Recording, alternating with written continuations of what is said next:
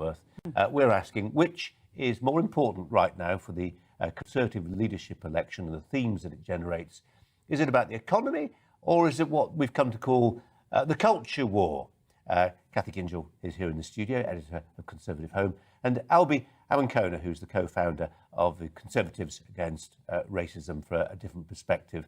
And Albie, we'll start with you if we can. I mean, the ideas that are coming through from the candidates, there don't seem to have been all that very many of them.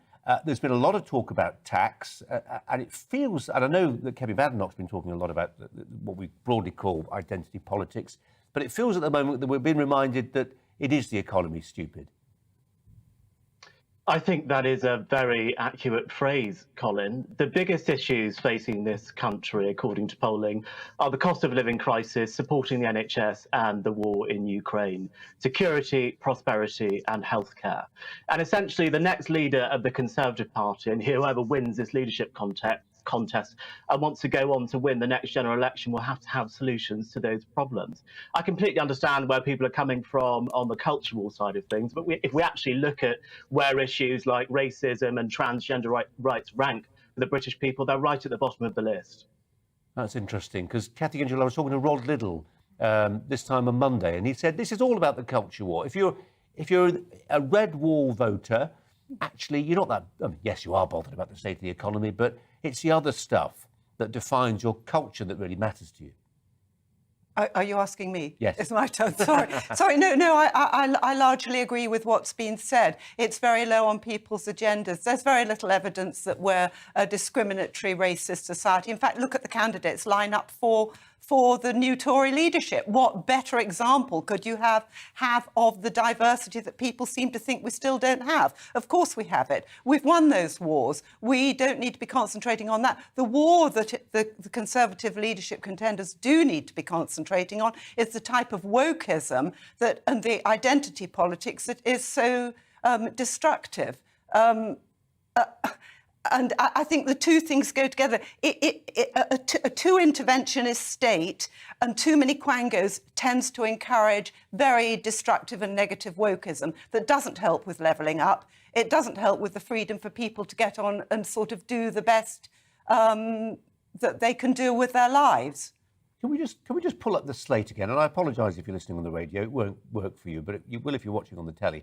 The 8 candidates. If we just throw up the graphic again, showing those 8 candidates. Albie, how important is it in modern Britain that we look at that list of 8 candidates and it exemplifies diversity? I mean, it's actually more representative, if that's the right phrase, than the reality on the ground.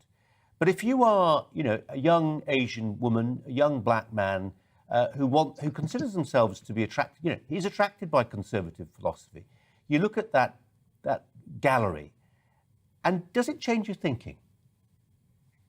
I think what will be important to them and what is important to me is how talented these people are and how they've risen to their positions of success through their own hard work. But of course, look, if you are a young black or Asian conservative, looking up at that leadership slate is going to make you think conservatism is for me. I could vote for the Conservative Party. I could break this expectation that if you are not, a typical conservative, that you can't vote for them and you're some sort of race traitor. So, of course, representation matters in that respect, but what truly matters in this leadership contest are people's abilities, people's ideas, and people's ability to get the job done. Kathy, I'm going to go back to my slate, since we've been able to pull it up, and I'm going to labour this point a little bit more, which is that we're talking about the importance of the culture wars within this conversation for the leadership of the Conservative Party. But isn't that slate the key point within the culture wars? That's the take-home message for a lot of people who are not actually as, drooling over politics like... I mean, as I said before, it shows that the culture war in terms of creating a genuinely, I hate this language personally, diverse society, opportunities for all. It shows that that's won. The war that still possibly hasn't been won is the economic disadvantage war, the class war, the fact that we've got, I don't know how many people on benefits who seem to be trapped there. These are the real issues.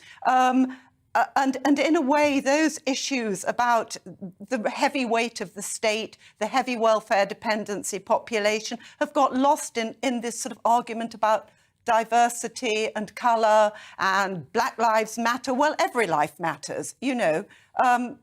So yeah, basically, yes, I agree with you. That bit's done. OK. Albie, before we let you go, if this poll from YouGov is to be believed, no reason why it shouldn't be, of Conservative Party members, it sounds like Penny Mordaunt is a shoo-in. How do you feel about that? I feel very happy that both Penny Mordaunt and Kemi Badenoch actually make the top two in that YouGov poll that you have just referenced. I think they're two fantastic candidates. They're not tarnished by being part of Boris Johnson's cabinet, and it's clearly what the Conservative membership want. I personally would like to see someone from outside of the cabinet leading our party and leading our country, but I completely appreciate how unlikely that is. Albie Amankona and Kathy Gyngell, thanks both very much indeed.